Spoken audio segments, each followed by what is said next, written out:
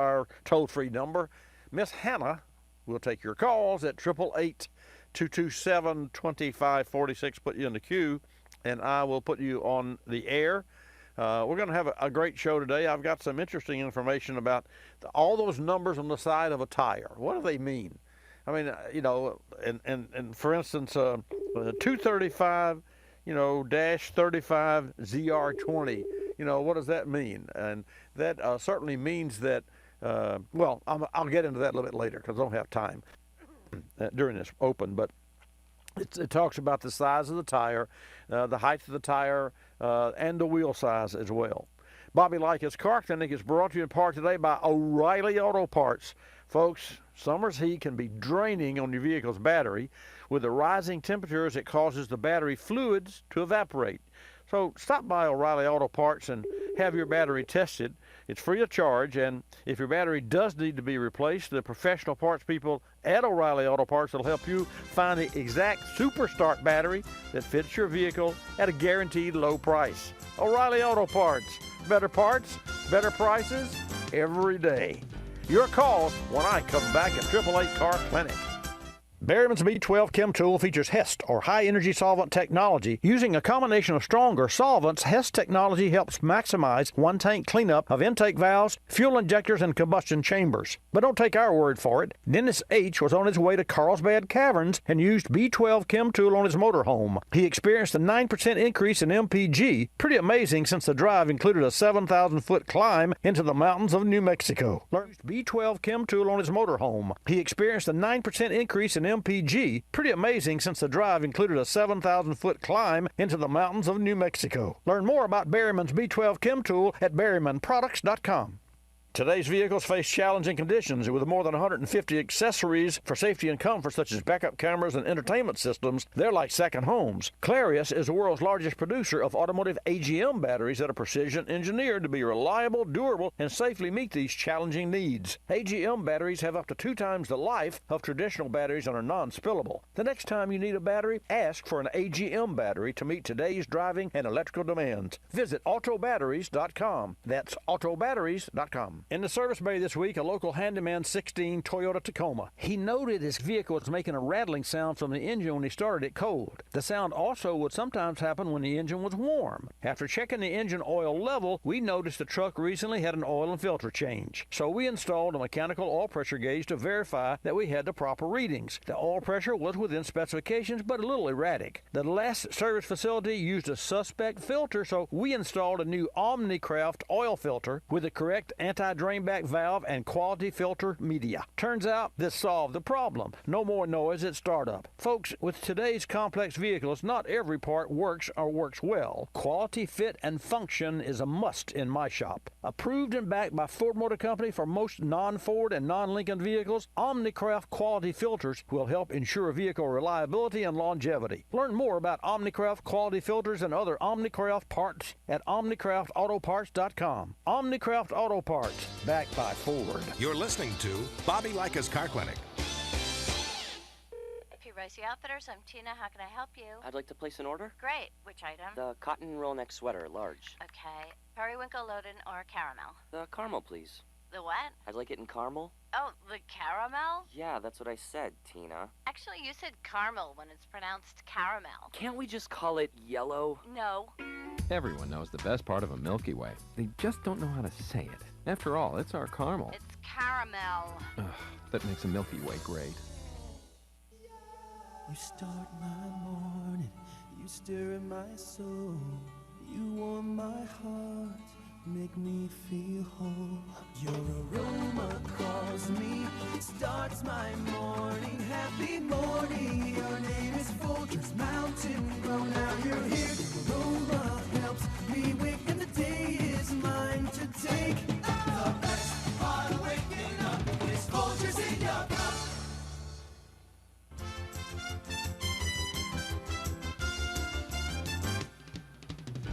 And now back to Bobby Likis Car Clinic and your host, Bobby Likis. Okay, let's get started with today's broadcast. Your calls at 888 Car Clinic, and I'll be glad to answer your questions. Gas mileage, gas prices. Well, yeah, that's 601. The gas prices today are actually in every region of the country, save one, gas prices are down from this time last week. Ironically, they're down from this time last year. $2.75 is the national average for low octane. I started to say for unleaded, but it's all unleaded now. I don't know about you, but if you remember the days of the lead and the gasoline, there was such a problem with buildup because of the lead, and the lead engine's valve seats had to be changed because the lead in the leaded gasoline, the tetraethyl lead, what it was, which was bad stuff, by the way, and that was an additive for anti-knock properties that James Midgley actually was the individual that formulated the tetraethyl in conjunction with General Motors and Charles Kettering. And that goes back to a long time ago, and it was always a battle between ethanol, which has 113 octane, and all gasoline has to have some anti-knock additives. So the manufacturers, the refineries, used tetraethyl lead.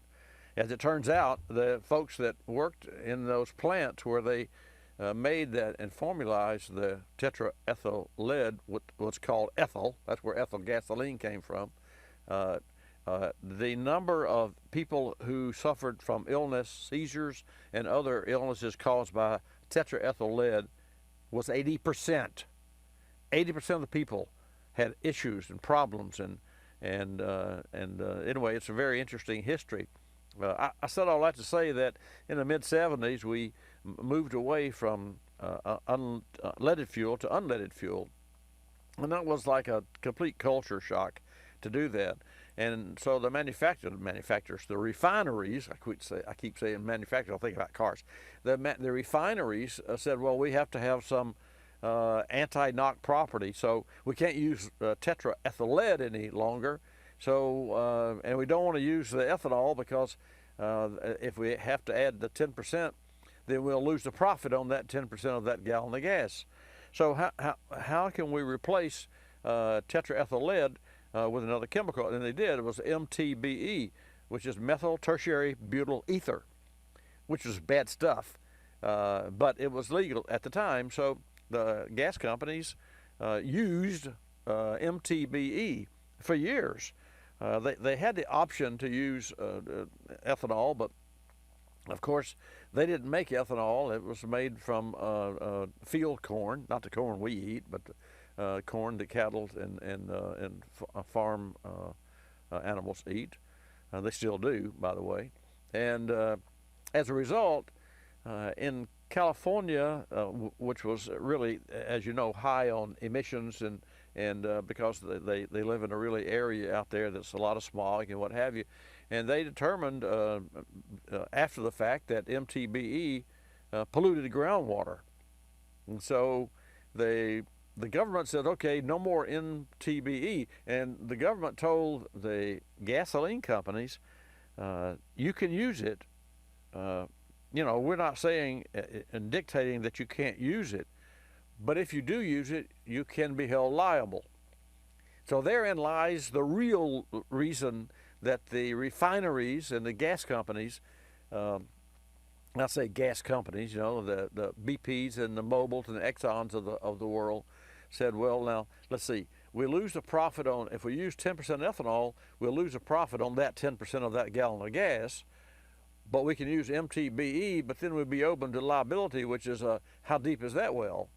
So they opted, of course, out of MTBE, and that's when the ethanol really made its mark and became the de facto anti-knock property.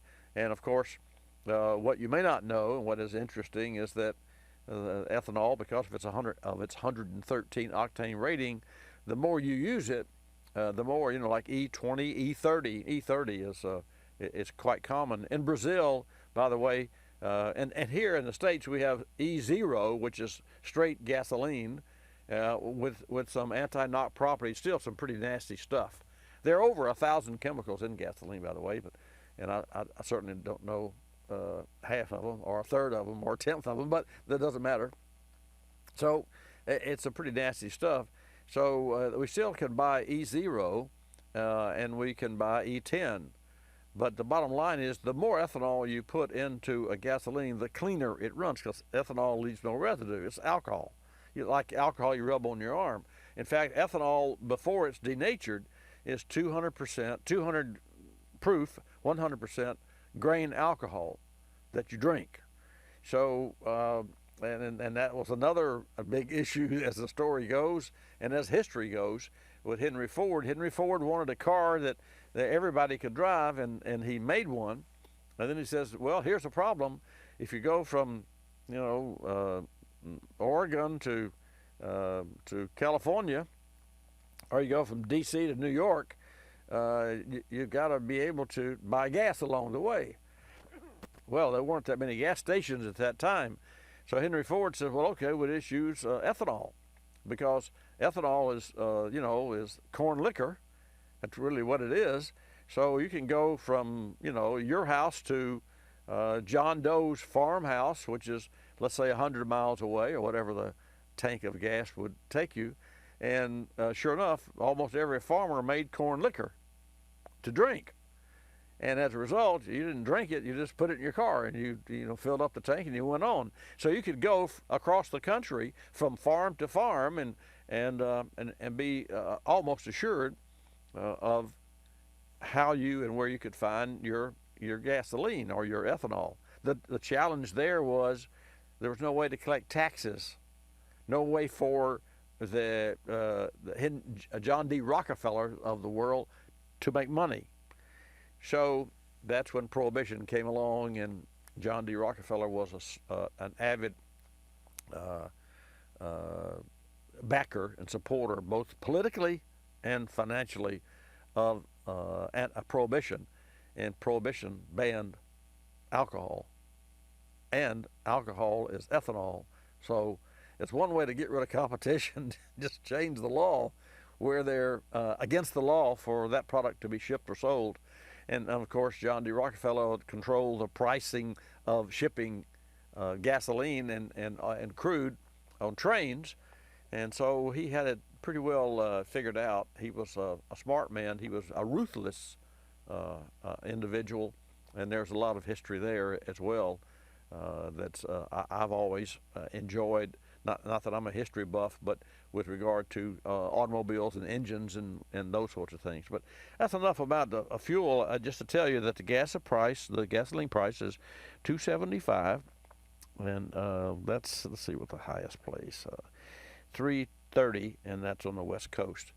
Let's take a call from Mike, and then we'll take your calls at 888 Car Clinic. That's 888-227-2546. Mike, thanks for holding. Good morning. Welcome to Bobby Likis Car Clinic. You're first in and first up. Good morning, Mike. Well, nothing? Well, okay. I guess he's away from his phone. So what do you think? Nothing, you don't. There you go. Mike? Or is that you, Fabio?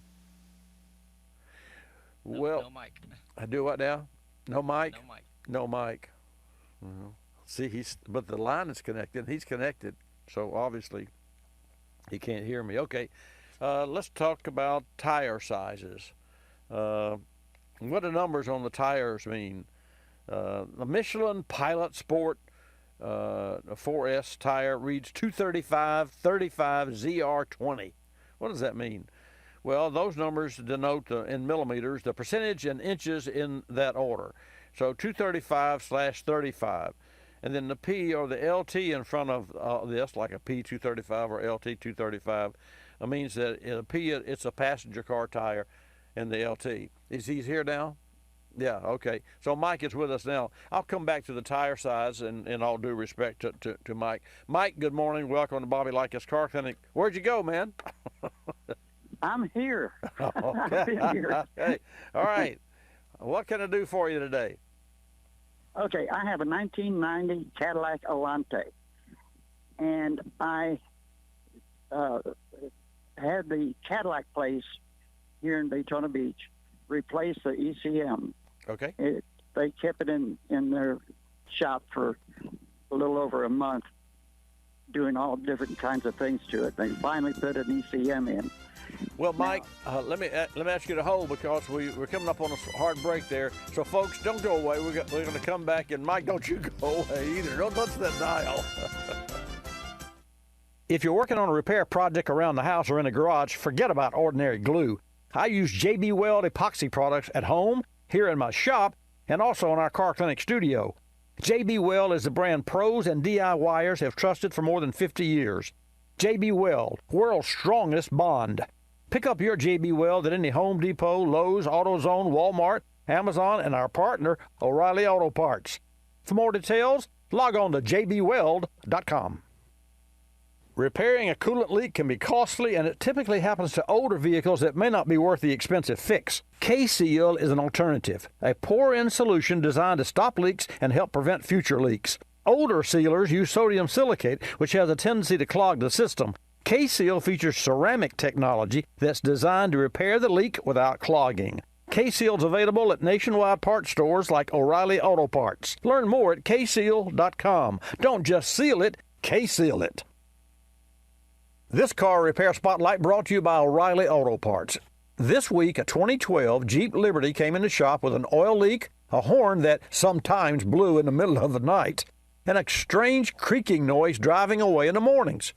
After multiple road tests and inspections, we determined the Jeep needed an oil pan gasket and left front CV axle assembly. We discussed the cost and options with the owner, then called our local O'Reilly Auto Parts professional for new parts. It was strange this car's axle made noise when it was cold. Something most often would be an exhaust leak or motor mount creak. A new oil pan gasket and axle assembly later, and no more leaks or axle noise. Vehicle quiet, owner back on the road. Another great reason why our first call for parts is O'Reilly Auto Parts. Now, if we could only catch that horn. O'Reilly Auto Parts. Better parts, better prices every day. You're listening to Bobby Likis Car Clinic. The airlines like to have sales. Summer getaway sales, holiday sales, winter sales. Truth is, at any moment, some airline somewhere is on sale with low fares to great destinations. Travelocity knows exactly what's going on, who's on sale, to where, and when, at over 700 airlines worldwide. We even have this nifty feature that lets you look at a calendar so that you can see exactly the days the great fares are available. Travelocity.com. Go virtually anywhere. AOL keyword, travel.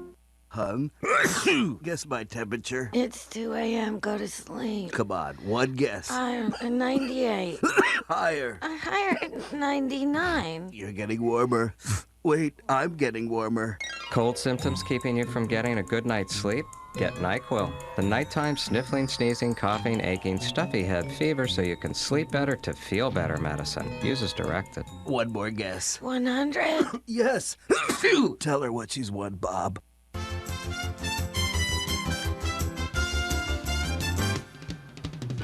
And now back to Bobby Likis Car Clinic and your host, Bobby Likis. And welcome back to this segment. Okay, we're talking with Mike, who has, in Daytona Beach, who has a 1990 Cadillac.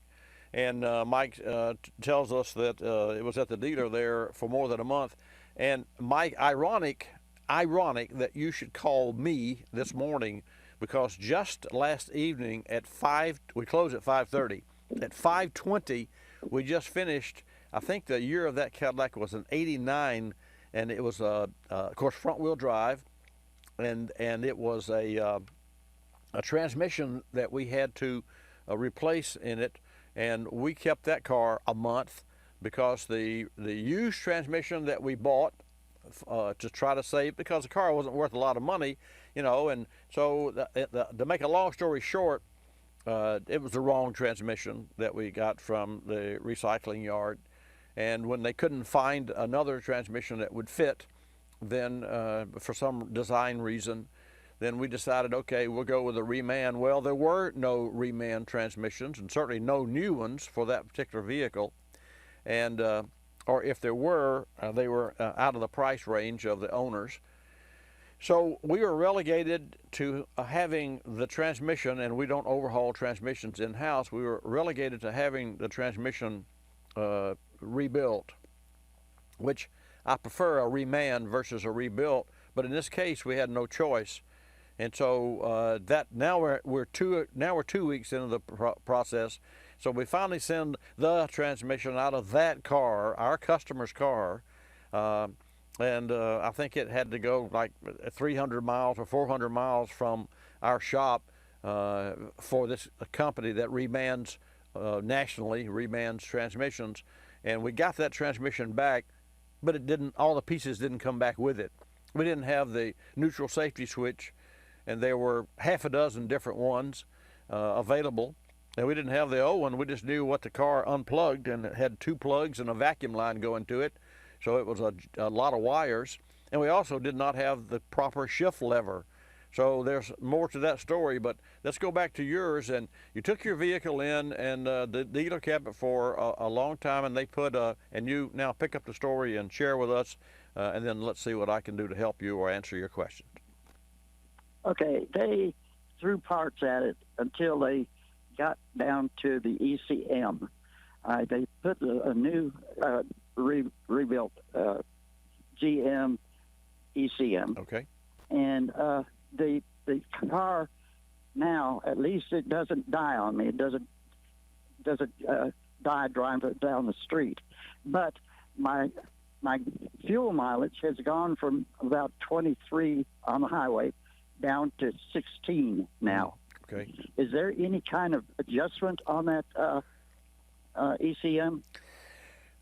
No, there's a reprogramming, but because it is a 90, well, the answer is no, because the 90 model vehicles had an OBD1, and in fact, I have another vehicle in the house, which is a 1990 Ford Ranger V6 2.9 that is that I personally, and I don't work in the shop, I personally spent 5 hours in this on this vehicle Thursday and another hour yesterday, and I've still not found the culprit.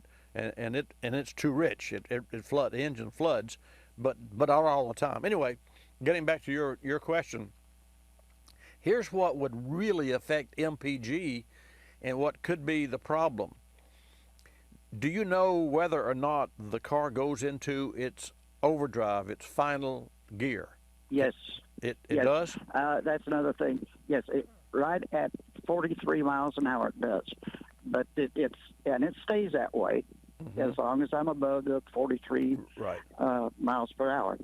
And but I can go 70 miles an hour on the interstate, and I'm looking at 16, 18, back and forth on the gas mileage.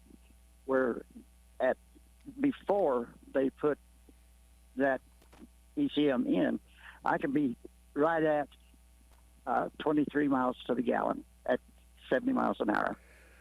Well, there is a function of the oxygen sensor, and here's the problem: the sophistication of that computer doesn't allow for the scanning and the diagnostics that we can perform and the tests that we can perform on all cars that are 96 and younger. And so your car falls in that early era where and I'll tell you when it started in 1980 and a half. And that was an 80 and a half Buick that had the first electronically controlled carburetor that just was terrible. But it was the first manufacturer's attempt to take an old engine and try to clean it up and make it meet emissions. In fact, the Ford exec told me one time, face to face, they said, "Bobby," he said, "I'll tell you what we're doing." He said, "We're just putting Band-Aids on these cars to sell them." And then later on in the mid 90s and later 90s, the manufacturers began to change engine design and engine tolerance and port injecting and so on and so forth. And so now we've come to the very sophisticated internal combustion engines that are in cars today and very, very tight tolerances. So having said that, going back to yours, you may be relegated for a while to this gas mileage. I do believe that the gas mileage will increase, and I might say that what you might do is put a couple of thousand miles on a vehicle. The more you drive it, probably the better it will be, and then that would be nice. And yeah, and go back to the caddy dealer there in Daytona. Oh, I hate to do that. Oh, okay. Well, okay. Then any shop there will be able to scan the oxygen sensor to see if the O2 sensor is working correctly. And in that particular era in your Cadillac, there's sensors. Sensors are devices that measure engine RPM and throttle position switch, and MAP sensors or manifold absolute pressure, or the vacuum as compared to the atmospheric pressure. So all of those sensors use reference signals and reference voltage.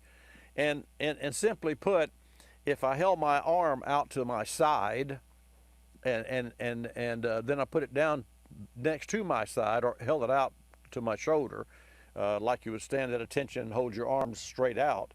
Let's say that if I put my arm down to my side, that was 0 voltage. But if I moved my arm all the way up to make a T, make it horizontal, that was 5 voltage. Well, if you sent me a reference voltage of 5 and I sent you back 3, then my arm is 2 volts away from my body, or it's partially up. And so the more I move my arm, the more voltage I use. So if you send me 5 volts and I move my arm all the way up, then I'm sending you back 0. And so the reference voltage is, I'm giving you $5, you're giving me back $3 and change, so you're only using 2 of the volts. And that means that I know where your arm is located, or I know the position of the throttle, or what have you. So all of the sensors in a car require reference voltage, except the oxygen sensor. And through osmosis, and when it reaches 600 degrees, the oxygen sensor is the only sensor on your Cadillac that creates its own little voltage. And anything less than half a volt, 500 millivolts, anything under 500 millivolts or half a volt is lean, and anything beyond 500 millivolts is rich. So we take this oxygen sensor, and folks, they're more sophisticated these days, but in the early days, that's how they were made. And actually, Bosch designed the first application, automotive. They didn't design the O2 sensor, but they did were the first company to put it on in cars. So that was a 75 Volvo, I think. Anyway, so here's the bottom line. Here's the bottom line.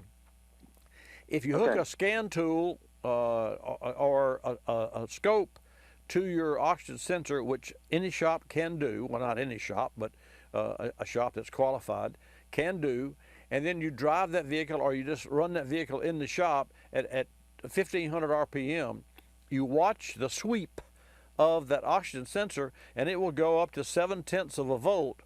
When it does, the computer says, oh wait, you're beyond a half a volt, you're too rich. Because the more rich it is, or the less oxygen there is in the exhaust, then the more voltage is made. So if it goes beyond a half a volt, it's rich. So the computer will change the pulse of the injectors and make it go lean. But when it does, it's like a pendulum. It says, oh, now I'm at 0.2 of, what? You're too lean, too rich, too lean. Well, make up your mind. And the oxygen sensor never makes up its mind, because it's a reactionary unit. It reacts to the pulse of the injector. And the problem with that is that you're always on and off the gas. So there's a lot of variables there. But let's just say you had an engine on a test stand and you were running it at 2,500 RPM. The oxygen sensor would still vary 0.7, 0.4, 0.7. It would go up and down, because it's a slow reaction. And that was the early on. I said all that to say this. If you check your oxygen sensor voltage, which you can do, and it's really simple to do, with someone that understands the fact that it creates voltage, and it stays at 0.7 of a volt, there's your gas mileage, because it never does go lean. It cannot stay in the 7, it cannot stay beyond 0.5 volt, nor can it stay below 0.5 volt. It has to, Monica it's called, it has to oscillate from 0.2 of a volt to 8, to 2 to 8. Now when it's cold, it doesn't count, because it has to reach, the oxygen sensor has to reach 600 degrees Fahrenheit before the osmosis chemical reaction it takes place. So that's what I recommend for you. Question? That yes, that's actual voltage, not many volts. Well, voltage, millivolts. 0.5 volt is half a volt is 500 millivolts. Yeah. Okay. But that is.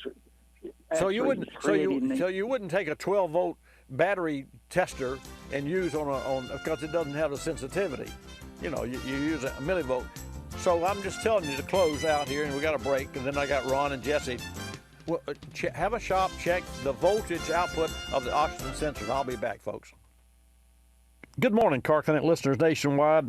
I've been talking with you about your automobiles for over 27 years now, and been servicing vehicles here in my own automotive service shop for 48 years.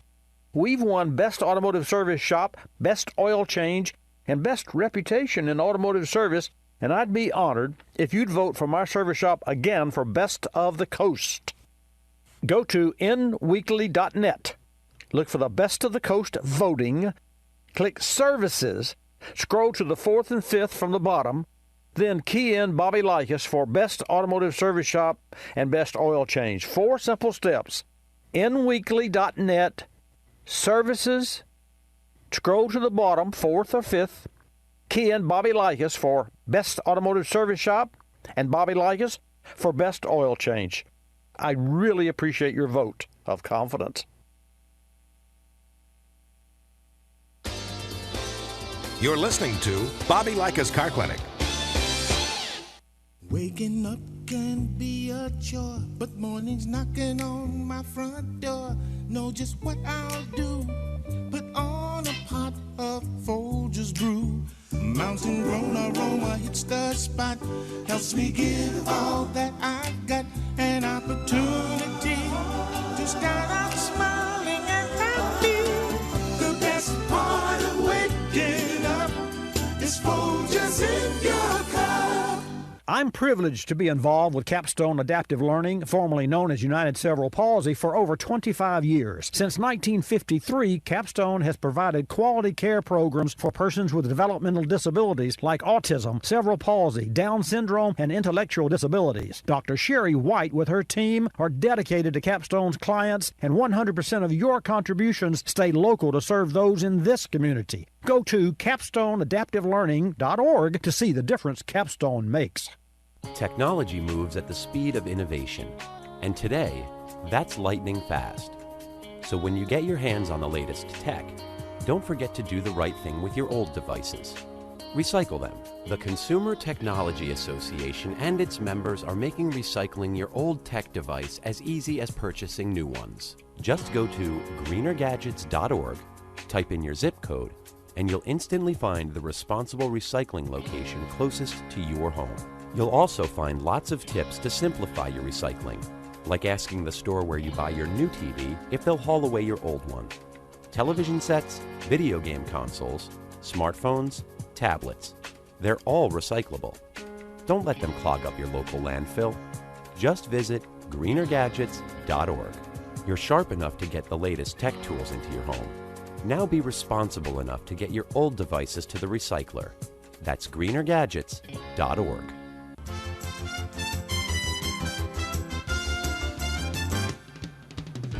And now back to Bobby Likis Car Clinic and your host, Bobby Likis. And welcome back to Bobby Likis Car Clinic. Every Saturday from 10 till noon Eastern Time, we come to you, and you can find us at your local AM and or FM radio station, and also at watchbobbylive.com. That's watchbobbylive.com. We have our own YouTube channel in HD. So to all of those of you who are tuned in and on the chat room, I'll wave at you there at Watch Bobby Live. It's video. And to that end, folks, whenever we have, say, a guest from an interview guest, in addition to the interview guest being with us and talking voice to voice, Fabio, our producer, will usually find some pertinent video. And so if we talk about batteries or seat belts or crashes or whatever product we're talking about or whatever event we're talking about, he'll put that on our Watch Bobby Live. And if you're a Watch Bobby Live participant, you'll actually see some pretty interesting things that come up. Like we talk about batteries, Clarius. In fact, 1 in 3 batteries in every car in the world has a Clarius battery. I bet you didn't know that. I know you didn't, because I didn't know that. And that's only a recent when Clarius acquired Johnson Controls. So it's really a very interesting company, and a very interesting fact that they're in the business of storing energy, and a battery is exactly that. We have calls from South Dakota and New York. We're going to go there now. Bobby Likis Car Clinic is brought to you in part by, and I just mentioned, The Battery Shop on YouTube, which was developed by Clarius. The Battery Shop features DIY videos on battery installations and technical tips and the battery technology that I'm so interested in, and you should be too. It's a great resource, folks, for car battery information. That's the Battery Shop channel on YouTube, compliments of Clarius. Ron in South Dakota, welcome to Bobby Likis Car Clinic. Thank you for holding. Hello, Bobby. Yes, good morning, sir. Ron Coates here from South Dakota. Morning, sir. I wanted to talk to you about my 2003 Ford Ranger. Okay. Got a 4.0 V6 in it. Right.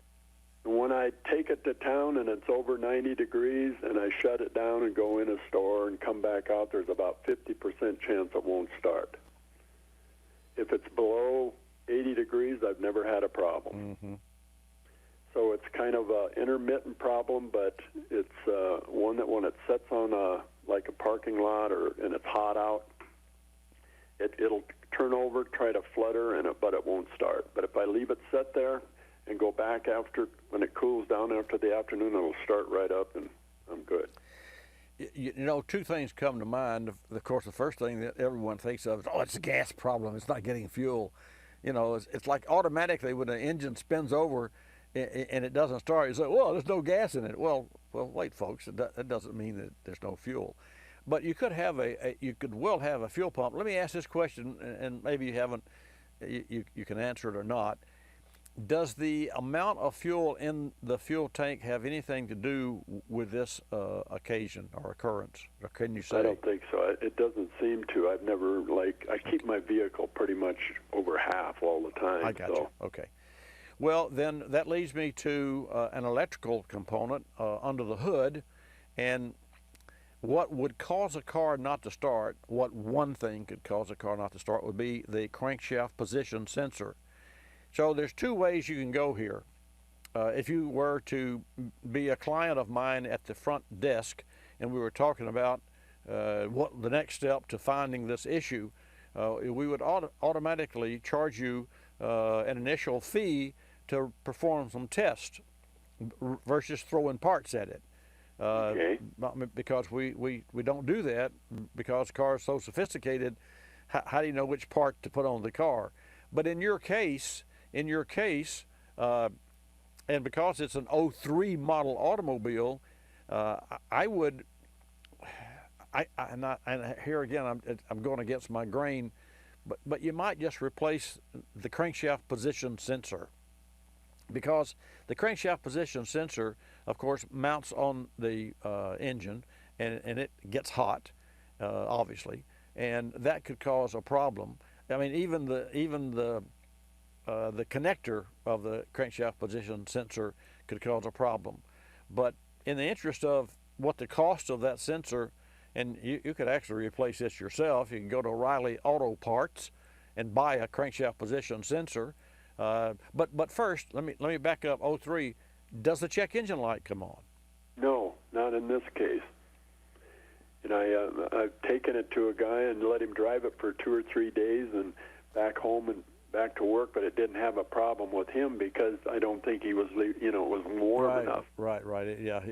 Well, that's the problem when we drive customers' cars, and I'm driving a customer's car today.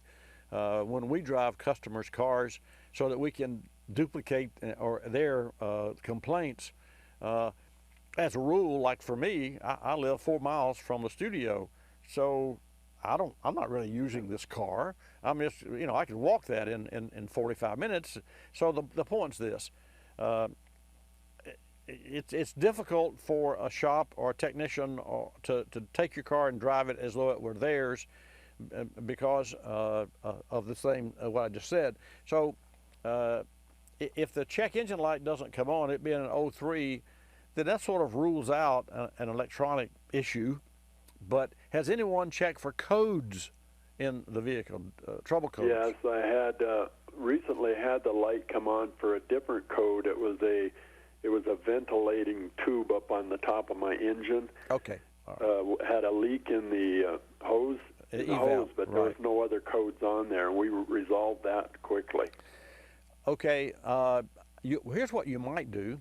I think on that vehicle, the fuel tank is located directly under the bed on the driver's side. It is. That's true. Yeah. And I think it's a plastic tank.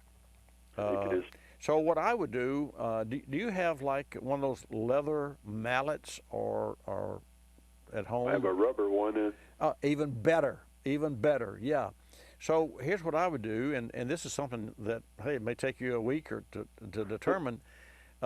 What I would do is I would take a little blanket or something to lay down, so you don't have to lay down on the ground. And when it didn't start, get under the truck and go to the center of the fuel tank and whack it a couple of times. And what that will do is that will, of course, when you vibrate it, it's like throwing a rock in water, in a pond. It will shake and vibrate, and that same vibration where you hit the bottom of the tank, and you're not going to hurt it with a rubber mallet, will vibrate the fuel pump. And if you have a mechanical fuel pump and it gets a shock, and then go try it and do that a couple of times. And now, just because it starts doesn't mean that I'm right here, because it may just be coincidental.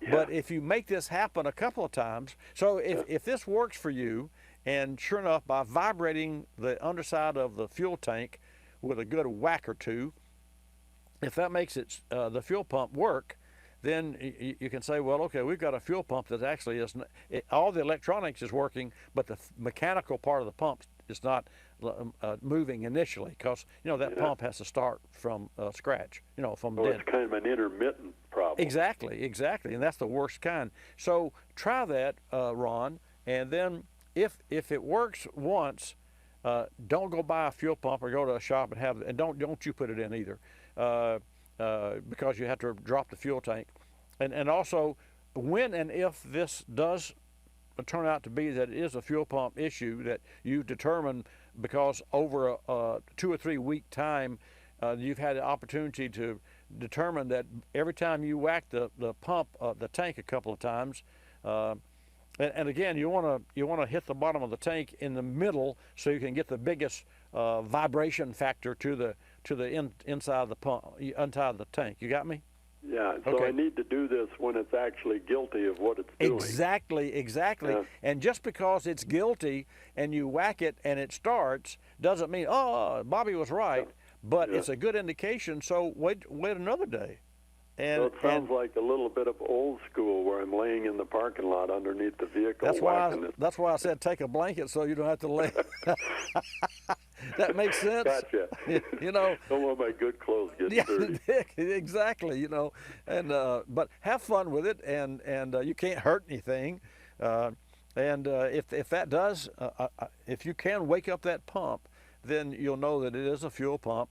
And then when you do, because it's a Ford, then I recommend, and I say this because we have had issues with other non-OEM parts, and of course we are members of the Ford Professional Service Network, which is a network of independent shops, and so we can get information, schematics, warranties, original equipment Ford parts for our Ford customers. I'm a believer in getting original parts. I'm telling you, and so you can go to fordparts.com, and you can find your car there, and you can find the number and what have you, and so that when you take your car into an independent shop, and you can also go to Ford Professional Service Network, and this professional service network yours truly would be there, and other shops in your area there in South Dakota. So anyway, if your issue does turn out to be a fuel pump in your Ford Ranger, replace it with a Ford part.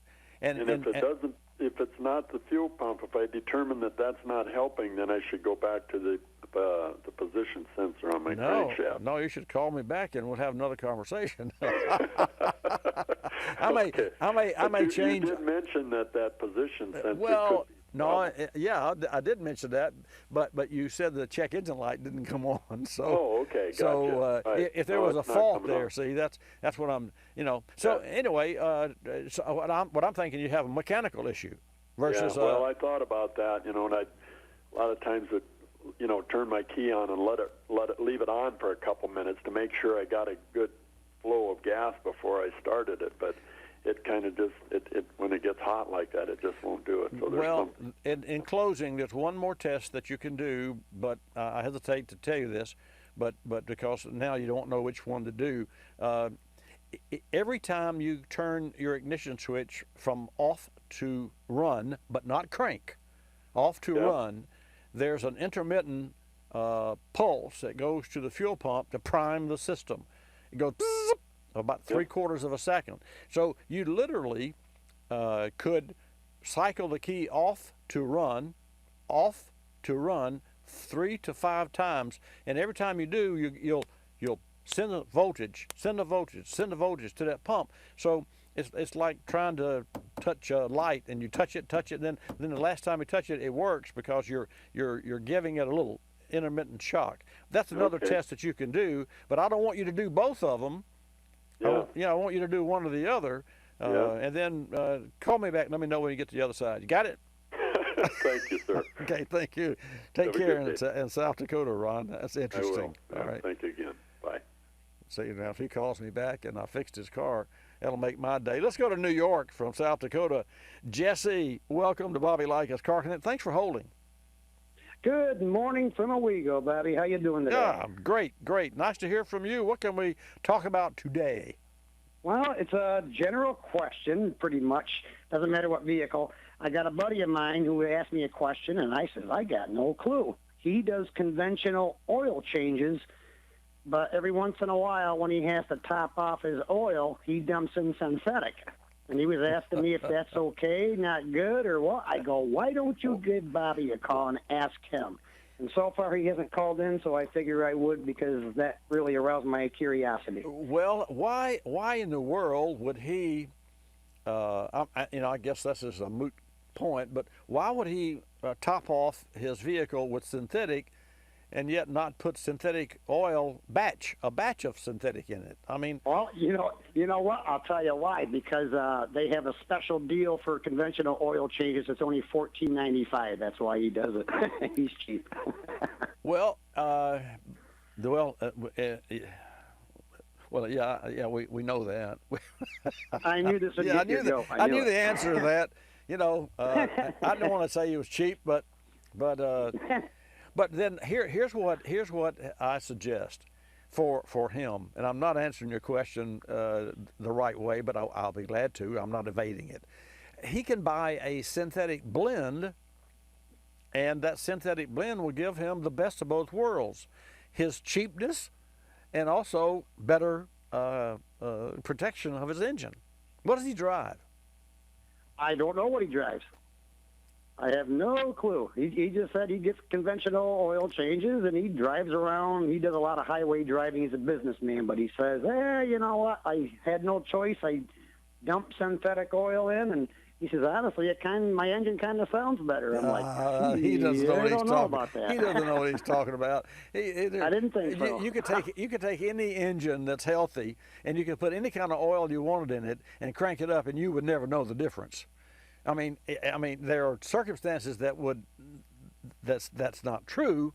I mean, depending on how hot or how cold the weather. But it's like a gentleman that called me recently talking about, and this is a smart fellow that called me, and talked about the fact that he used 89 straight gasoline versus 89 ethanol and E10, and the E10 seemed to have a knock. And I told him, okay, give someone your car and your credit card and let them go fill it up, and then you tell me that you can tell the difference in what kind. Same thing for this oil. So tell him to use a synthetic blend of oil. We're out of time, Jesse, folks. Thanks for tuning in. Another hour coming up. Don't go away. This is Bobby Likis Car Clinic. Bobby Likis Car Clinic is a copyrighted presentation of Car Clinic Productions Incorporated and may not be reproduced or rebroadcast without the express written approval of Car Clinic Productions Incorporated.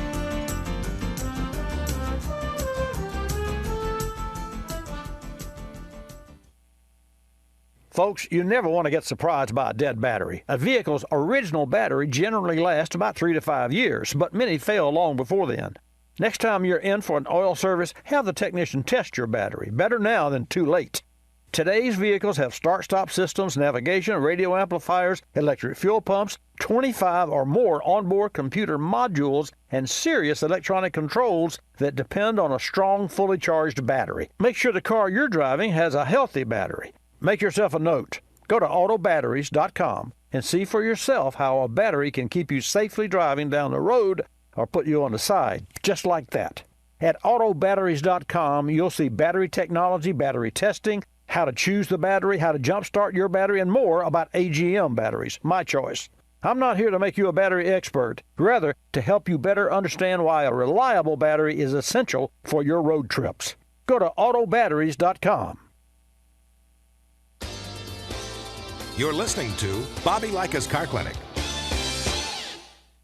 If you're familiar with the Kulseford section of the newspaper, you probably understand this message quite well. You see, in the Kulseford section, everything gets abbreviated. Consonants, vowels, prepositional phrases, the very building blocks of our language are thrown right out the window.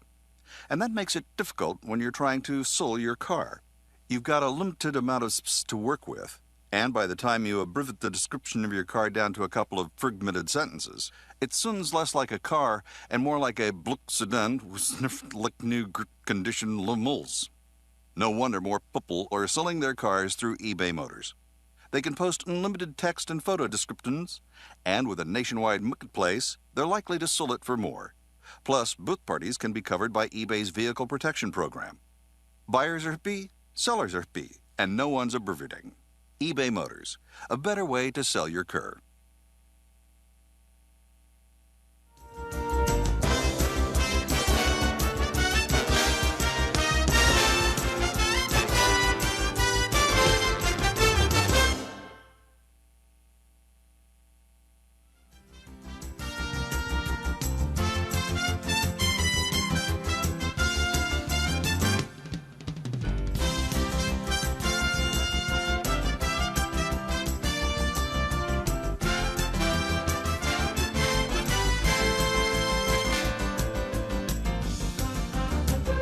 Bobby Likis Car Clinic begins at 6 minutes after the hour.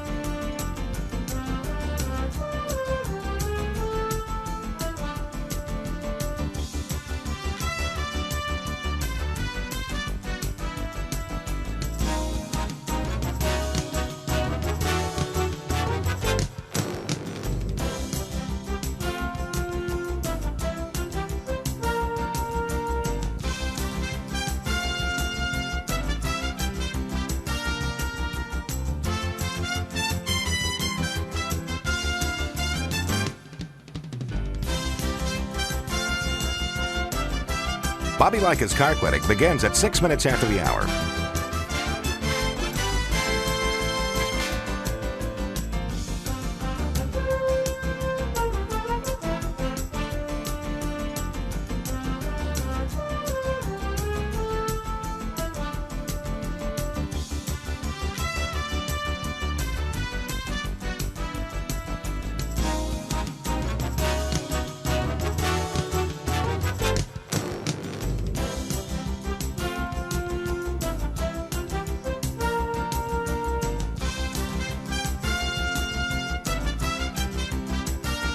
Bobby Likis Car Clinic begins at 6 minutes after the hour.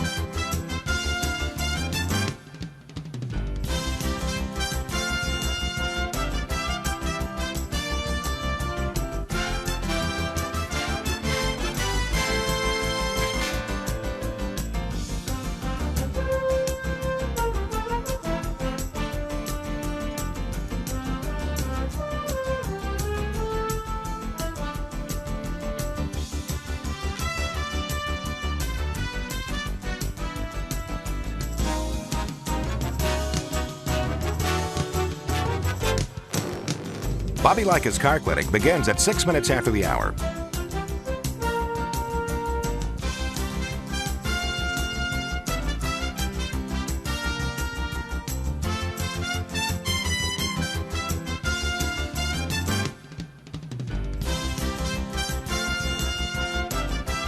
Bobby Likis Car Clinic begins at 6 minutes after the hour. Countdown to 3-minute mark. 5, 4, 3, 2, 1, mark.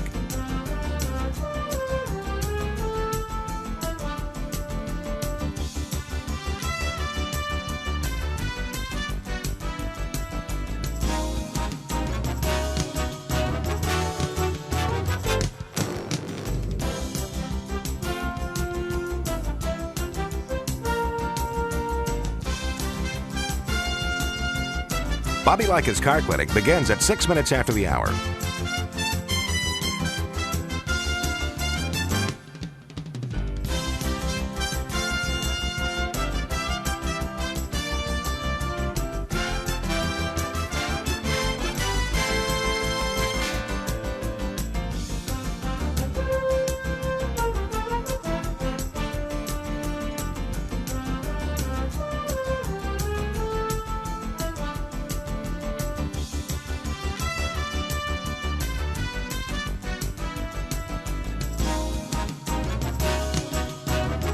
Bobby Likis Car Clinic begins at 6 minutes after the hour.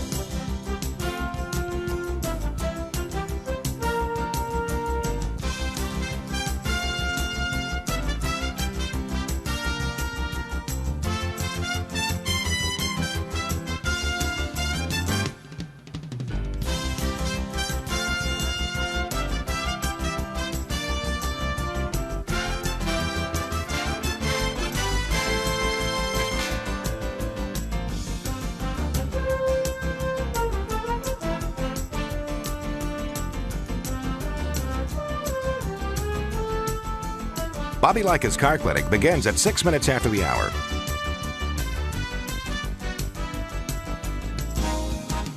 Countdown to 1-minute mark. 5, 4, 3, 2, 1, mark.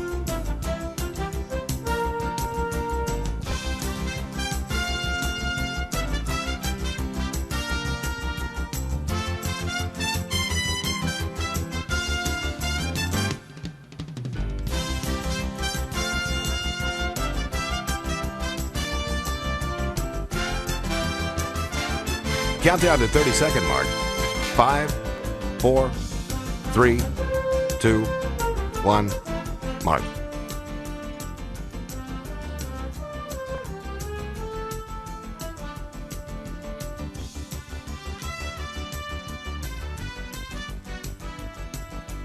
Countdown to 10-second mark. 5, 4, 3, 2, 1, mark.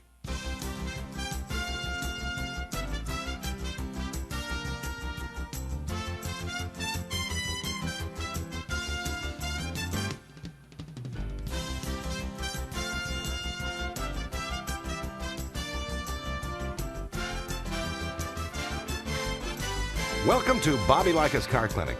If you have a car question for Bobby, call now at 1-800-264-5454, toll free from anywhere in America. And now, here's your host, Bobby Likis. And I want to welcome you to this hour of Bobby Likis Car Clinic every Saturday from 10 till noon Eastern Time. We come to you, the program starts about 6 minutes after the top of the hour so that we can give our stations their news. And then I can follow their news on your local radio station with our news. And our news is that I'm here to help you better communicate, not to fix your car. And I do that occasionally. I mean, that's what you think I do, but that's not really. My goal is just to familiarize you and help you better understand what makes your car tick, so that when you go to a local service provider, you can know the right questions to ask. There's nothing, it's the old give a fish or teach people to fish. And so what I'm here is to teach you how to ask the right questions. So if you have a particular issue with your car, or you're going to take your car into a service shop on Monday, you'd be best to call, and I can give you information and pertinent questions to ask with regard to the symptoms that you're experiencing with your automobile. Does that make sense? Sure it does. 888 Car Clinic, 888-227-2546. Bobby Likis Car Clinic is brought to you by our partners at Omnicraft, backed by Ford. High quality, competitive priced parts for your non-Ford or Lincoln repairs. Learn more at omnicraftautoparts.com. Your calls when I come back. Time for another edition of Cooling System Q&A, brought to you by Motorrad, your first choice for vehicle thermostats and caps. Why is the thermostat so important? Cooling system regulates engine temperature and helps prevent overheating. While it's comprised of several components, the thermostat plays a critical role with efficient cooling system operation. It must regulate coolant flow properly to maintain a specific engine operating temperature, in addition to providing quick warm-up. Motorrad's new stainless steel thermal element UltraStat is unmatched for corrosion resistance. Its revolutionary Reax wax mixture provides quicker reaction time. The UltraStat also features bilinear valve technology, which prevents thermal shock to cooling system components, gradually increasing coolant flow versus instant maximum flow found in traditional thermostats. The UltraStat precisely controls engine temperature to ensure the lowest emission standards, maximum fuel efficiency, and terrific interior cabin comfort. The Motorrad UltraStat line is the perfect thermostat upgrade option, with coverage for over 160 million vehicles on the road today. Motorrad, leading the way in coverage and service. We recently had an 09 Honda Pilot come into the shop with 169,000 miles on the odometer. The vehicle owner said the cabin was starting to smell like coolant, and he was concerned. Upon closer inspection, we found a heater core leak. Choices were to keep the vehicle and make a repair, which at best is half a day's labor plus parts, or sell the vehicle and buy a different used car that could have its own set of problems. We presented a third option, K-Seal. You've heard me talk about K-Seal before. Well, I don't just talk about it, we actually use the product in our service shop. It's a pour-in solution designed to stop leaks and help prevent future leaks. Other sealers use sodium silicate, which has a tendency to clog the system. K-Seal features ceramic technology that's designed to repair the leak without clogging. Our customer went with K-Seal, and 1 month later, no more leak. Learn more about K-Seal at kseal.com. Don't just seal it, K-Seal it. You're listening to Bobby Likis Car Clinic. Another lending success story from LendingTree.com. Car dealers like playing games. They play percentage points, they play markups, but I don't like playing with my money. So I got my auto loan through LendingTree.com. I filled out one simple form, a marketplace of banks and lenders competed over it, and I got 4 offers back within hours. After all, the car buying game is a lot easier to win when you're holding all the cards. LendingTree.com. When banks compete, you win. For additional information and state license disclosures, please visit our website located at LendingTree.com.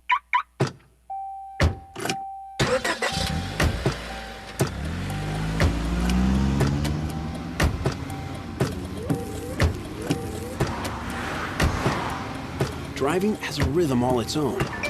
Don't wreck it with a text. Before you get behind the wheel, silence your phone. Or better yet, designate a texter. For more text-free driving tips, visit stoptextstoprex.org. Brought to you by the Ad Council and the National Highway Traffic Safety Administration.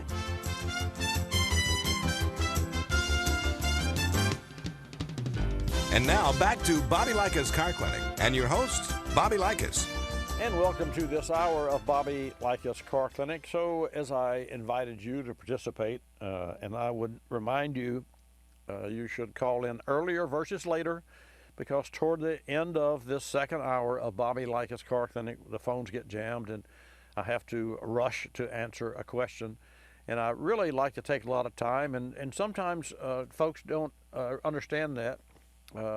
And sometimes I do take, go to at such lengths to try to make you understand. The reason I do that is because And let me ask you this question, and then you do the short or the long answer.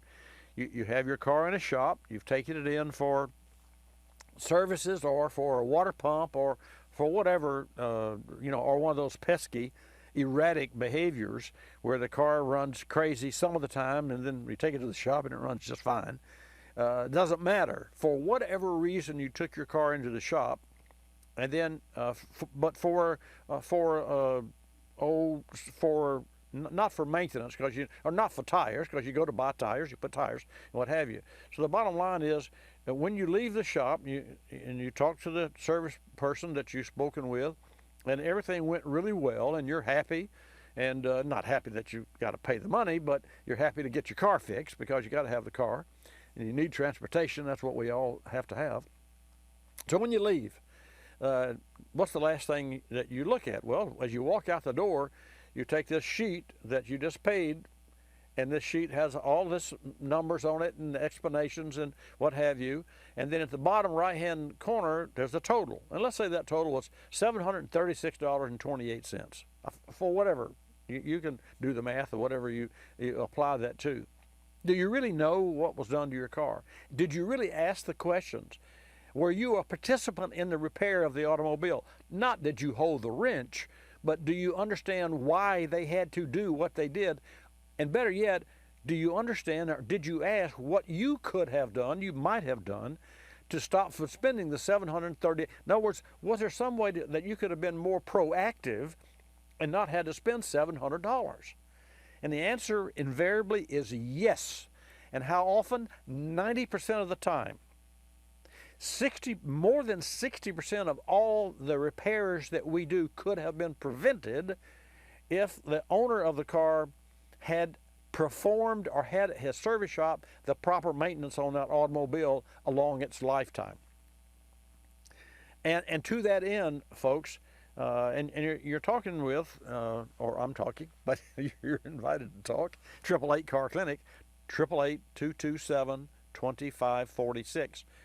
I've been in the business for 48 years, and invariably, I can talk until I'm blue in the face, and when somebody walks out and you say, what did it do to your car? Oh, I don't know, it's whatever Bobby said. I mean, so you shouldn't do that. Just like you wouldn't take your child to a doctor, and then when you leave and you get home and your husband or your wife says, well, what did the doctor say? Oh, I don't know, I just paid the co-pay, and he said, take aspirin to call him in the morning. No, that's not the way it's not the way it works. And if that's what you do, then shame on you, because you're the one that writes the check. And you're also the one that puts the miles on the car. The shop didn't make the car, and they didn't break the car. The manufacturer made the car or assembled it, as Henry Ford. Chevrolet and Ford and Chrysler and Mercedes-Benz, they don't make cars, they assemble cars. Now, true, they design them, and true, they make some of them, like the shape of the body and the bodies and what have you, and they're big on, they being OEMs, are big on designing their own engines and building their own engines. This is true. But the rest of the 6,000 parts, or however how many parts are on a car, they buy from manufacturers. Federal Mogul, it's a huge company. Delphi, it's a huge company. Ford Motor Company, Ford Parts, huge company. These companies make parts, and then they assemble them. So when you buy a new Ford or a Chevy or whatever, you're buying a lot of parts that are put together at the factory, and you hope that when it was put together that it was a good day for the workers. Now, it's not anything like it was years ago. Years ago, we used to talk about, well, before my time, my parents would talk about, and my dad, my grandfather, oh, you better buy a car. It's made on Wednesday because people come in on Monday, they're not up to speed, and then Friday they want to go home. And folks, believe it or not, there was something to that. But that's not the way it is today. There is no Monday or Friday, because it's a round robin. Those shifts go, and they're automated, and just when I think of car manufacturers and OEMs and the way they put cars together, I am so appreciative, and my admiration for what the OEMs do is over the top, because they do a hell of a job when you consider that they've got all these masses of let's say you've got 100 pounds of wire in a car.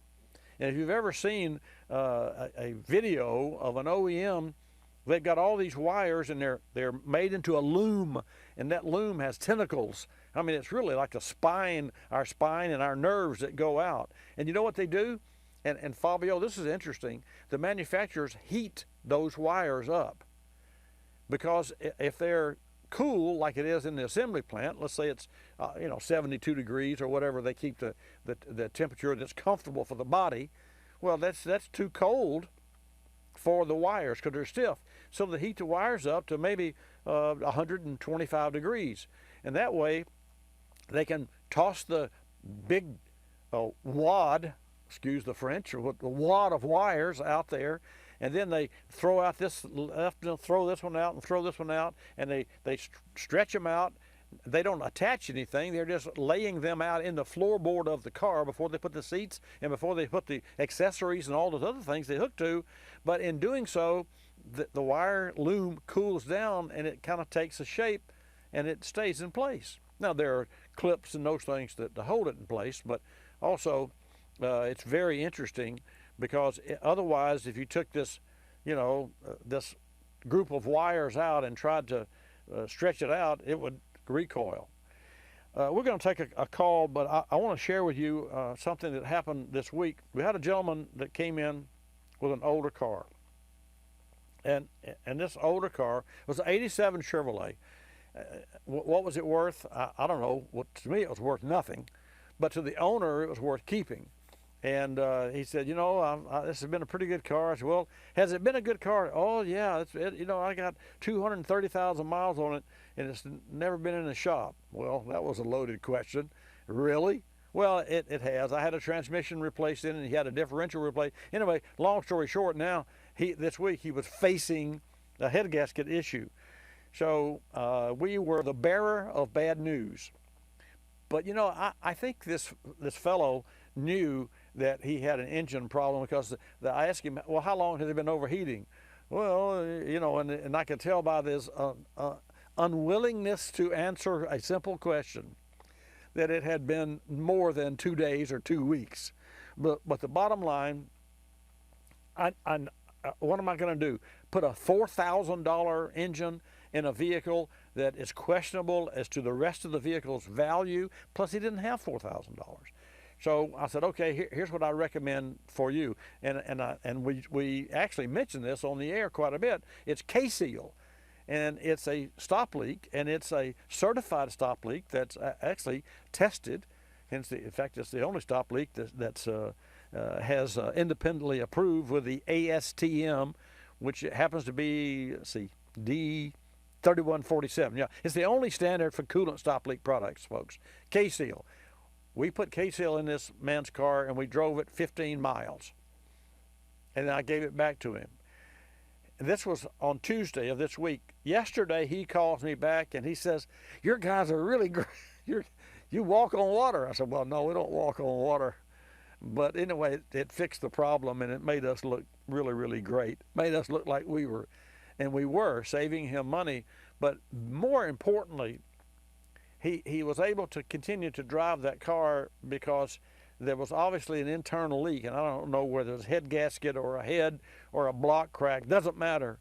The K-Seal fixed it, and so he was really happy, and we were ecstatic, because quite candidly, the car wasn't worth the money it would take to put an engine in it. And if we put an engine in it, then we wouldn't know if the transmission still would work correctly or what else we would run into, because you don't put engines in cars that are that old and not replace mounts and wires and thermostats and radiators.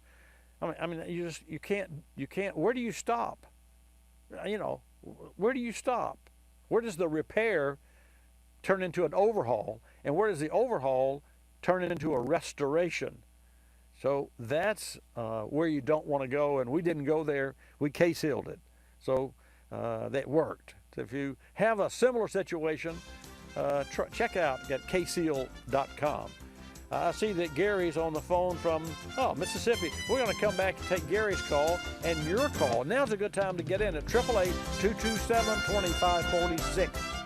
In the service bay this week, a longtime customer's 2000 Ford Taurus. He'd been complaining about a humming noise at highway speeds and grinding when he stopped. With 55,000 miles on the odometer, the driver's had the vehicle since new and never had any work done. No brakes, no suspension. A thorough inspection revealed a number of potential problems. A failing left front wheel bearing, worn-out rear brake pads and rotors, and the beginnings of a leaking brake caliper. Our choice to solve these problems? Motorcraft. Brake systems and suspension repair represent serious work you want done right the first time. Choosing quality parts is critical to ensuring vehicle reliability and longevity. Motorcraft quality brake and suspension parts are engineered for Ford and Lincoln vehicles. From the hub to the rotor, calipers, brake pads, and wheel bearings, Motorcraft quality parts provide you with the stopping power and stability needed for your vehicle. Learn more about Motorcraft brake and suspension parts at motorcraft.com. That's motorcraft.com. Motorcraft, right part, priced right. We recently performed a major service on a 1996 F-150. The vehicle had just under 200,000 miles on it. In addition to fluids and filters, we changed the spark plugs and boots, performed a cooling system flush, and replaced the thermostat, hoses, and drive belts. After a few weeks, the owner noticed a small leak coming from the area where the transmission bolted onto the block. Using a pressure tester, we found that coolant was seeping from one of the freeze plugs at the rear of the engine. This repair would require several hours of labor and another few days or so in the shop. Given the truck's age and the fact it was just in the shop for service, we suggested K-Seal, a one-step permanent multi-purpose system for coolant leak repair that won't clog radiators or heater cores. K-Seal stops leaks and can also prevent future leaks. After driving the truck for a week, the owner called and let us know the leak had stopped. K-Seal's available at fine retailers everywhere, like Napa Auto Parts. Don't just seal it, K-Seal it. You're listening to Bobby Likis Car Clinic. Telephone tip. From Geico Auto Insurance. When calling Geico to switch your car insurance, you will not need acetaminophen, naproxen, indomethacin, ibuprofen, a cold compress, an on-call acupuncturist, or any other pain remedy. In 15 minutes, you could save 15% or more. If it were any more painless, you could do it in your sleep, which is theoretically possible since we offer complete 24-hour service. Call 1-800-947-AUTO, 1-800-947-AUTO. Geico Direct, the sensible alternative. When you purchase the latest TV, tablet, or smartphone, don't forget to do the right thing with your old ones. Recycle them. The Consumer Technology Association and its members are making recycling your old devices as easy as buying new ones. Just go to greenergadgets.org, type in your zip code, and you'll instantly find the recycling location closest to your home. You'll also find recycling tips, like asking the store where you buy your new TV if they'll haul away your old one. Don't let your old tech tools clog your local landfill. Just visit greenergadgets.org.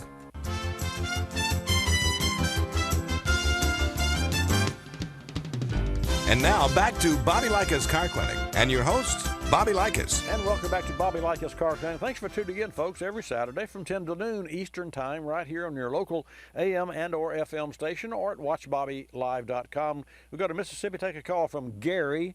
Gary in Mississippi, welcome to Bobby Likis Car Clinic. Thanks for holding. Thank you. I wanted to ask you a question would it be worth it. I've got a 79 F-250 pickup. Okay. It's good. It's a good truck, tight truck. But I just want to see if there was any way that I could, try to increase the gas mileage on it. I just wondered, it's got a 4-speed transmission in it. I wondered if they had a 5-speed new process or something that I could put in it. It might help. Okay. A 5-speed would have an overdrive. Yeah. And, I'm so glad you called, Gary. I looked on the screen, and Hannah has you. Hannah I have a little block here that's about an inch in height and about 5 inches on my screen, and it says Gary, Mississippi 79 F-250 Ford improved gas mileage. That's all I saw. And so while I was waiting for you to come online, I'd already made up my mind that the only way you're going to increase MPG on your Ford, because whatever it gets is what you get, is to change the gear ratio and the differential. And I'll be darned if you didn't say the same thing. You said it with a 5-speed, but it's the same scenario. So there's two ways to go about it. You change the rear gear, which would affect every gear, first, second, third, and fourth, mainly fourth, because with your current transmission, fourth gear is 1-to-1. And when I say 1-to-1, you know what I'm saying? Not really. Okay. 1-to-1 means that 1-to-1 means that when the engine turns over one time, the drive shaft turns over one time. Yeah. First gear, the engine would have to turn over 3 times for the drive shaft to turn over one. That's torque multiplication, gear multiplication.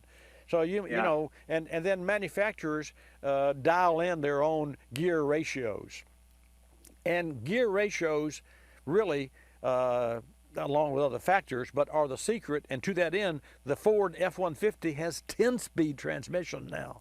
So you can have a gear ratio for everything, and then the 9th and 10th gear ratios are overdrive. You know, and even the Viper that I had a 6-speed transmission, and the 4th gear was 1-to-1. 5th gear, get this, Gary, was 0.72, which means that the engine turned over 0.72 times, not one time, to one time of the drive shaft. So the engine was overdriving. The drive shaft was being overdriven.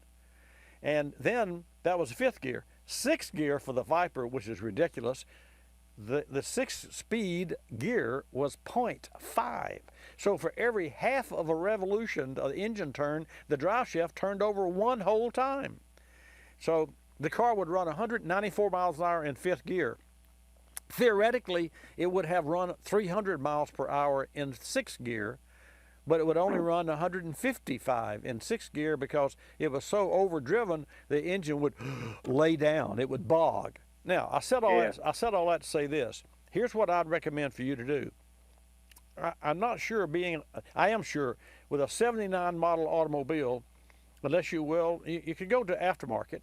Yeah, maybe SEMA. There's some aftermarket companies where you could upgrade the transmission to a later 5-speed. Or you could do a simpler plug and play changing of the rear gear ratio. So your truck probably has a 370, which means 3.7, which means that the drive shaft has to turn over 3.7 times.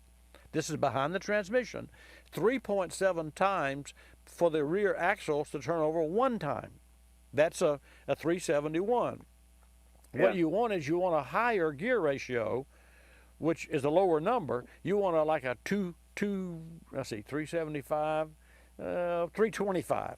You could put a 325, which means now instead of the drive shaft turning over 3.7 times in the axle one time, the drive shaft turns over 3.25 or 3.25 times. And you could do that and then you put new bearings, and by all means, you must use a shop that has an artist that knows and can change gears, because that's a very artistic thing to do in automotive world. There aren't many technicians that can properly install ring and pinions. That's an art form to do it and do it correctly. It used to be my mantra, my specialty, that and under dash work, because it was that's two different worlds. But anyway, so what I would do if I were you is I would go online to a company like, I can't think of go to SEMA. That's the Specialty Equipment Market Association, SEMA.org. And then look around that site for transmission, and I haven't been on that site in a long time, but that's the biggest car show and biggest trade show in the country. And you can find a company that offers a retro upgrade for the transmission, and you're going to spend too much money. Or you can find a gear manufacturer like Zoom or one of those gear companies. Let me make it simpler for you. No, I changed my mind. Here's what I want you to do. All right. I want you to look on the differential of your Ford truck, and you'll find a tag that is a little metal tag that is attached, okay? And that tag will tell you the gear ratio of your truck. If there's no tag, if somebody's taken it off over the years and lost it, then you can jack the vehicle up and you can mark the drive shaft and the wheel, and you can turn the drive shaft and see how many times you have to turn the drive shaft to get the wheel to come around one time. You got me? Yeah. Okay. Well, I took it. I got the tag. I think that's and I think the number of that is 354 on this. Okay, then go to a 275. Go to a 275. That's a Ford gear ratio. If it's a 354, and that sounds like a Chevrolet number to me, but I didn't know Ford made a 354. They make a 325 and a 370 and yada yada. But there may be a 3. So it's 354. Then go to a 3 or as close to a 3, a 275. But do not go any higher than 275. That's a lower number, but do not, because if you do, you're going to take away the power of the engine. Yeah. See, you see where I'm going? But that is the only single change that you can make that you can be assured will increase MPG. Now, one more thing, and I'll let you go. After you change the rear gear, the speedometer will read slow. So you won't see, if you did the numbers by the speedometer and how many miles did you put on a tank of gas, you'll say, oh, this hurts gas mileage, because the speedometer is not reading and showing the mileage that's covered, because the gear, the little speedometer gear in the transmission would have to be changed to calibrate the speedometer to properly record the miles. You got it? Yeah. Okay. And you can buy those gears. They're easy. Just pull out the cable and one little bolt holds the cable assembly. You pull it out, pull the speedometer gear off, a nylon gear, and put a new one on and plug it back in. And what you want to do is you want to reduce the number of teeth on a speedometer gear, because you want it to spin faster, because you're slowing down the gear in the rear. You see where I'm going? Yeah. Okay. You got it? Yeah. You got it? Yeah. Hey, that's a fun project, and you could expect to pick up 4 miles per gallon if you go from a 350 to a 275 on a level ground, cruising down the highway, not towing. This is not a tow package. It's the opposite of a tow package, just as long as you know what you're getting into. Otherwise, a 79 Ford F-250 is going to get 12 to 15 miles per gallon if you're lucky, and that's all it's going to get until you make a gear change. You got it? Yeah.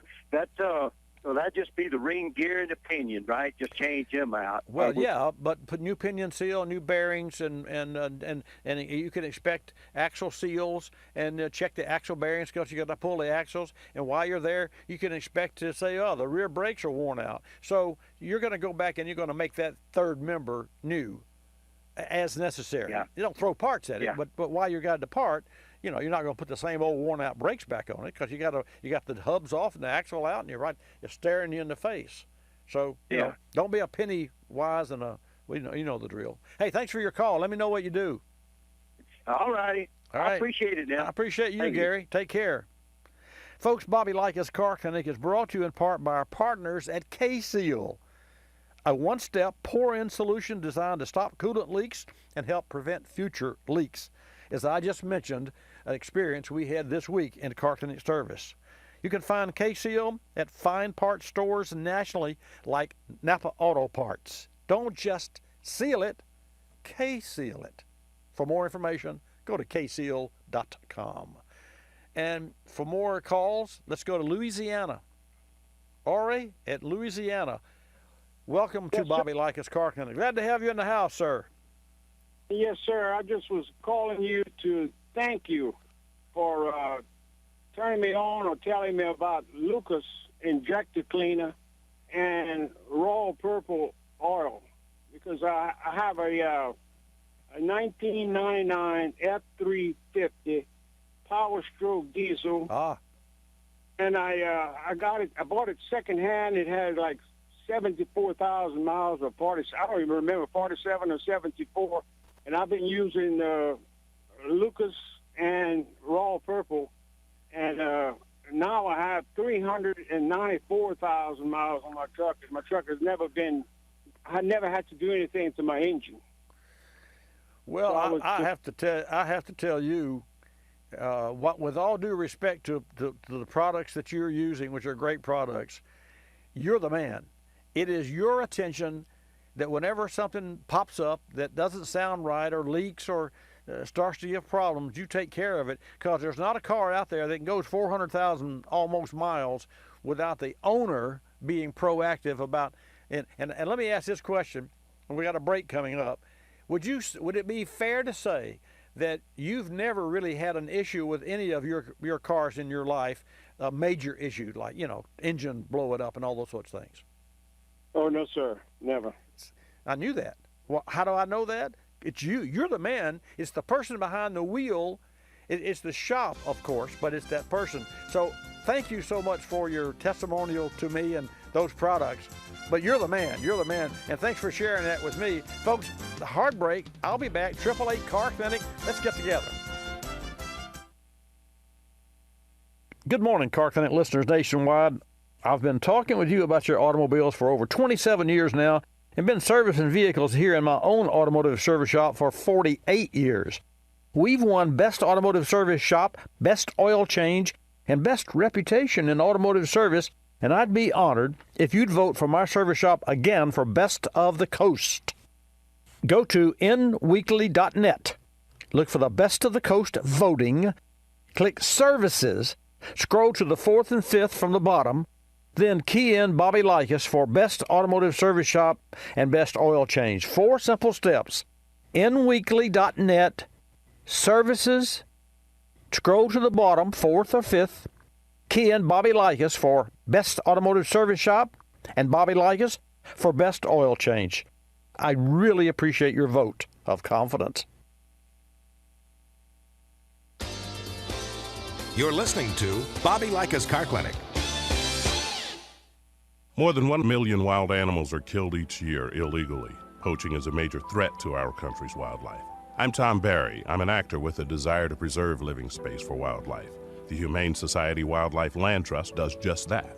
Works with private landowners to protect wildlife, to preserve natural habitats. To learn more or to work with the Humane Society Wildlife Land Trust, call 800-729-SAVE. That's 800-729-SAVE, or visit wildlifelandtrust.org. Thank you. Did you know 26 million Americans have kidney disease and most don't know it? The day I was diagnosed, I didn't know what to do.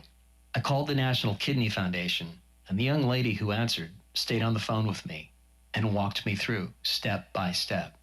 She too was surviving kidney disease, and she showed me there could be life after kidney disease. Visit the National Kidney Foundation at kidney.org. Now you know. We're a land of cynics. We don't believe anything anymore. You know why? Because we've been told we've won $1 million, that it's new and improved, that it slices and dices, that our favorite singer is still alive, that we'll be prosecuted if we cut off the tags, and of course that everything is backed with a 100% money-back guarantee. So when we hear the words customer service, we don't believe it. Travelocity isn't surprised if you're a little skeptical when they say they have excellent customer service, and that there's actually a pleasant face behind this website, a living, breathing person with a supercharged computer full of answers. Someone who's willing to help when you get lost, and most of all, someone that will actually pick up the phone when you call with a question or a concern. Customer service is just another example of how Travelocity puts you in control of travel. Chances are you'll never have to use it, but it's good to know it'll be there if you need it. Travelocity.com. Go virtually anywhere.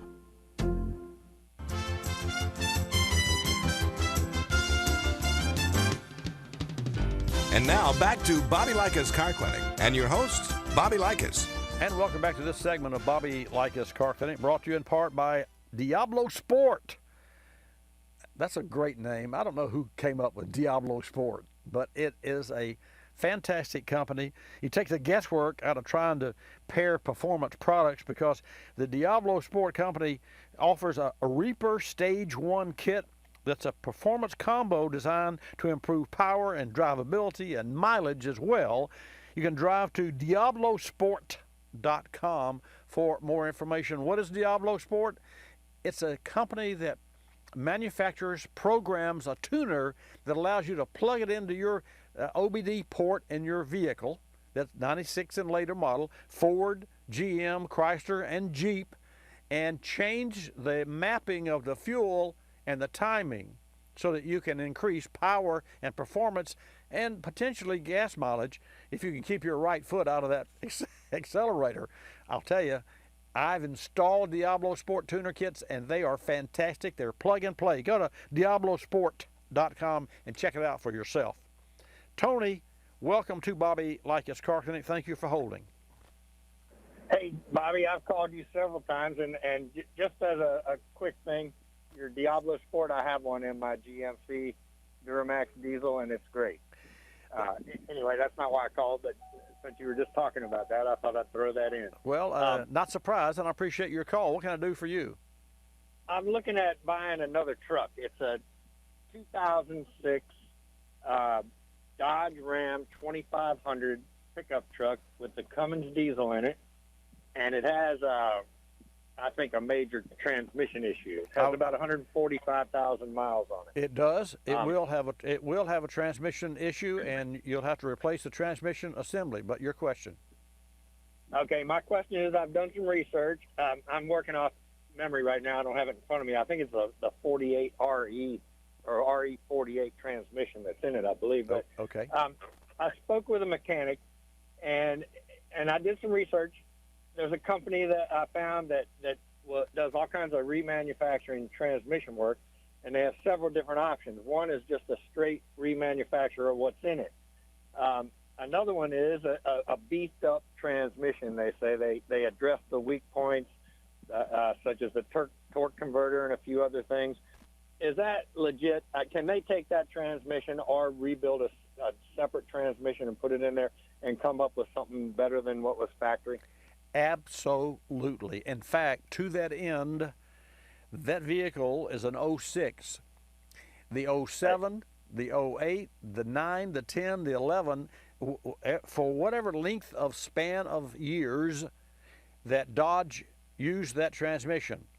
Make no mistake about it, every year they made changes to, albeit minor and sometimes, they made changes because the original unit had weak points, and when they came out with the 07 model, they addressed those weak points. Or maybe it took them 2 years. Maybe it was the 11 model, or the 6, 7, 8 model, 08. But here's the bottom line. Because it's a Dodge Ram, what I would replace the transmission is I would replace the transmission that was remanufactured, and I would buy one from a national company, so you get a national warranty. And also I would definitely go with a beefed up unit, because the beefed up unit would have a better, stronger torque converter, and it would also have some solenoids and solenoid packs that have been updated. And I'll give you an example, Tony. The water pump that came on my 2013 Jag had an issue at 6,000 miles, and the dealer replaced it. I replaced the same water pump at 49,000 miles. Okay? Well, and then 2 weeks later, when I put the water pump on, I smelled coolant, and it had a leak. So I wasn't going to put the same water pump back on it that had been on it from the factory, and then the dealer, and then the one I put on. So I waited 2 months. And lo and behold, and I kept monitoring. Now this is in 2018, early 18. So it's been over a year ago. I waited 2 months, and then finally they changed the design of the pump. It took Jag from 2010 with this engine until 2017 to update the pump, and it went from a 3-piece water pump to a 2-piece water pump. It's the same pump as far as fit, less part, but it's a different part. And so, and of course, the company that I bought my water pump from warrantied the pump that they sold me the irony of it is that they had zero stock, and so I waited and I waited and I waited, and about 2 months later, and of course Rusty Staley, who is my number one man here with regard to his time in the seat. He knows what it takes to find parts and to satisfy customers and what have you. He said, Bobby, we can get you another pump now. I said, why is that? He said, because the inventory just went from 0 to 100. They got 100 units. So these are all new units. Well, of course, I didn't know that until I got the pump. And so we ordered a replacement pump, of which they gave me no charge. I had to put, eat the labor. And that pump is superior. So and folks, if you're driving a 2010 through 2017 Jaguar X with a 5-liter V8 engine, you're going to need a water pump, and you're going to need a Y pipe that's a plastic pipe for the upper radiator, or else it will put you down on the right. So you can just take you out to the bank. So by all means, Tony, talk to. Here's what I would recommend for you. Where do you live? I'm in Ormond Beach, but let me tell you real quick, because I think I know what you're getting ready to say. Right, okay. I have a mechanic that I trust a lot, and I talked to him about this. Okay. And he does a lot of transmission work. Okay. He said he doesn't rebuild these transmissions anymore. He said he buys them from a national company that has an excellent warranty. They stand behind it. I'm not going to mention their name on the air, but he swears by this national company that builds these transmissions. And he's the one that told me they're going to beef them up and address the weak points, and that it's about a $4,700 transmission, I believe he said, for this particular truck, and then the cost to swap it out and the core charge and all that. Sure. But that sounded reasonable to me, and he said this company. I mean, I'll call your shop back off the air and ask him what you think about this particular company. I just don't want to mention their name in the air. Well, let me mention a name. Would it happen to be Jasper? Yes, it is Jasper. Okay, it's done deal. Do it. Okay, good. All right, great. That's what he recommended, and I trust this guy a lot. He said they stand behind their stuff. They do it. He's never had a problem. He's put lots of their transmissions He in. knows his business, and that's exactly right. And I can tell you, if you can get out of there for under $7,000, $6,500, you'll have a 100,000-mile warranty or 3 years. And it's a national, and it will not be the same transmission. It will be the same fitment, but it'll have upgraded valve body. That's one thing about that company. And I will tell you this, here's something that I want you to share with you from a business standpoint. I admire that person because Jasper charges him a premium for that transmission. So he could actually choose other transmissions, and he could put more profit in his pocket, but he couldn't give you the same product. So, he's right. He's right on the money. There's no conversation. Don't hesitate. Go do it. All righty, I appreciate it. Thanks for calling. Great advice from you, and I appreciate it. I appreciate you. Take a call from California, David. David, welcome to Bobby Likis Car Clinic. Hi, this is David. Do I have Bobby? You have. Good morning, sir. Good morning. I have a 18 Ford F-150, the Echo Boost engine.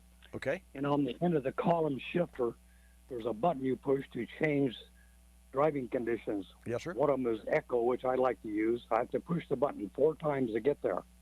The other modes I don't use so much. I'd say 95% of the time I'm in the Echo mode. Why or how can that be changed so the Echo mode comes on automatically and not have to go through the procedure every time I turn the car on, push the button 4 times? Well, Super Chips makes Super Chips. What your question demands research. Super Chips, which is a company, and I've installed a Super Chip recently on an F-250, and it is a powerful. It went from 16.2 miles per gallon to 18.2 miles per gallon, and this is used to go to the hunting camp every week. And the driver is an aggressive driver. And this week the truck came in for a service, and it's a diesel, and I installed 2 different devices from Superchips. I installed a tuner kit. I also installed an amp, a throttle amp. And the throttle amp is a button that you can push, and it has 4 different settings. See, 1, 2, 3, 5 different settings. It has the factory setting for the throttle. It has a plus 25%, 50%, and 100%. And it has a 400% setting, which means that the amount of throttle opening versus pedal movement is exaggerated 4 times. And you say, well, why would you do that? Well, for fun. But you have to, it does revert to its standard shift. But if you've got it, now let me back up. It's possible that when you turn the vehicle off, that it may reset to its factory setting. I'm not sure about that. But I installed a Superchip tuner kit in this diesel truck, this Ford, and you've got an F-150 18 EcoBoost, so the same F5 was the kit number, will work for your vehicle, but you can check it out at superchips.com. Here's the bottom line. Doesn't that work on the engine, not the transmission? It's both, because you dial in the gear. If you change gear ratios, what kind of fuel you're going to use, what's premium, what you should use, premium, and you can change the gear ratio, but it also changes the shift timing. I cannot say, and I wish I knew this, but I haven't tried this. I cannot say that it doesn't, when you turn the key off, the vehicle won't default to its original setting, which is what you don't like. And for me, on my car defaults to that start-stop, which I do not like. And every time I get in my car, I have to push the start-stop button to defeat it because I don't like it. And so you may have to you may have to live with that. But what I would do is I would go to superchips.com and ask that question on that website. My fear is that Superchip might do something different, but I'm afraid it might void the warranty. It will not. It will not. It will not void the warranty. You're simply wanting driver controls over your vehicle, and I'm with you. I'm with you 100%. You know, now to that end, I don't know why you have to push a button 4 times. I don't get that.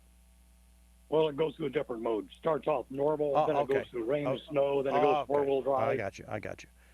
Well, that's a good conversation. It's a good question. I'll tell you what I'll do this week, David. I'll reach out to Superchips and find out.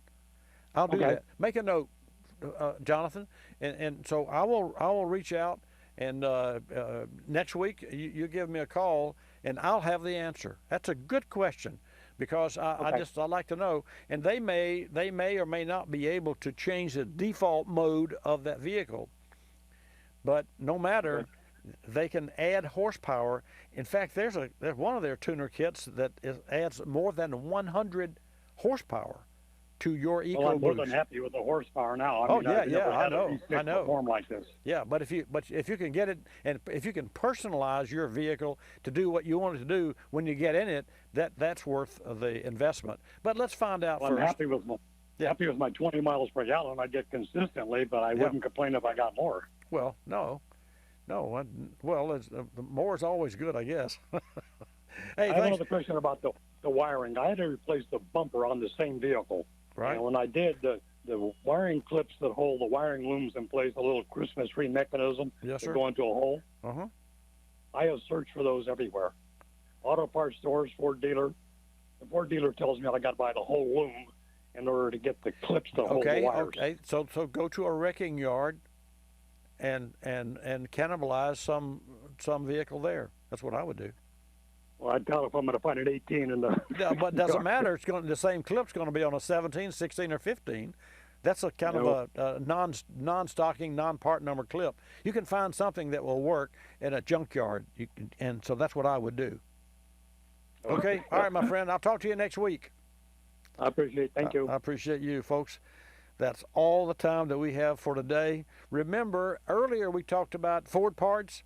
Well, Ford also offers Omnicraft, which is the most commonly used maintenance and repair parts, such as oil filters and struts and radiators and wheel hub assemblies. And here's the differentials. Omnicraft provides parts solutions for your non-Ford branded vehicles. So if you have a Chevrolet or a Chrysler or whatever you drive, take a quick tour at omnicraftautoparts.com and check out the parts availability. You'll be getting OEM parts from Ford for your vehicle that will work equally as well and have the national warranty. Until next time, I'm your host, Bobby Likis. Thanks for listening to Bobby Likis Car Clinic. Like us, you'll love us. This is Bobby Likis Car Clinic. Bobby Likis Car Clinic is a copyrighted presentation of Car Clinic Productions Incorporated and may not be reproduced or rebroadcast without the express written approval of Car Clinic Productions Incorporated.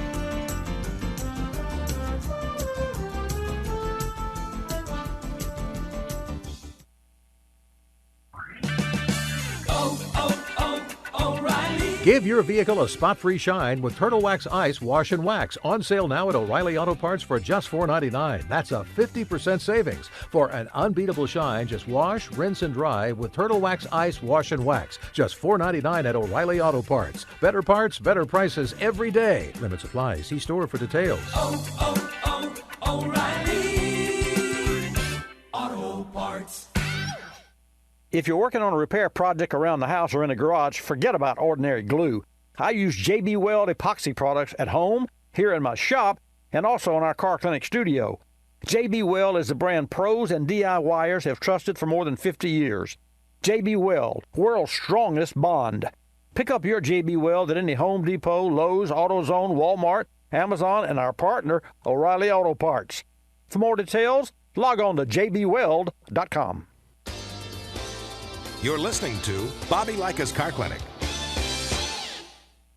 P. Ricey Outfitters, I'm Tina. How can I help you? I'd like to place an order. Great. Which item? The cotton roll neck sweater, large. Okay. Periwinkle, loaded, or caramel? The caramel, please. The what? I'd like it in caramel. Oh, the caramel? Yeah, that's what I said, Tina. Actually, you said caramel when it's pronounced caramel. Can't we just call it yellow? No. Everyone knows the best part of a Milky Way. They just don't know how to say it. After all, it's our caramel. It's caramel. Ugh, that makes a Milky Way great. You start my morning, you stir in my soul, you warm my heart, make me feel whole. Your aroma calls me, it starts my morning. Happy morning, your name is Folgers Mountain Grown. Now you're here, aroma